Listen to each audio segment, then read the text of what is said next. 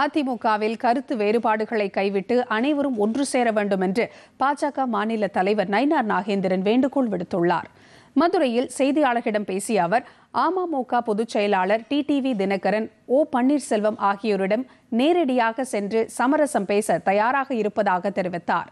TTV Dinakaran தேசிய ஜனநாயக கூட்டணியிலிருந்து வெளியேறியதாக கூறியுள்ளதற்கு தாம் பொறுப்பாக முடியாது என்று அவர் கூறினார்.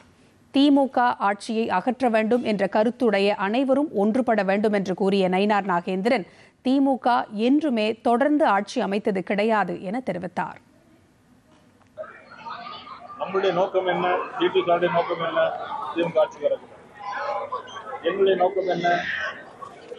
திமுக ஆட்சி வரக்கூடாது. ஒருமித்த கருத்து உள்ளவரை ஒன்றாக சேர்ந்தால் அவருடைய லட்சியங்கள் நிறைவேறும். இதை தவிர்த்து விட்டு சூழ்நிலை காரணமாக வெளியேறிவிட்டால் அதற்கு நான் பொறுப்பாக. நான் இப்பொழுதுதான் மாநில தலைவராக வந்து நான் கட்சியை பலப்படுத்துகின்ற நிகழ்வில் கலந்து கொண்டிருக்கிறேன். எனக்கு அதிமுக என்று வரும்போது எல்லாருமே நண்பர்கள். அதனால யாரும் வெளியேறுவதற்கு நான் காரணமாக இல்லை.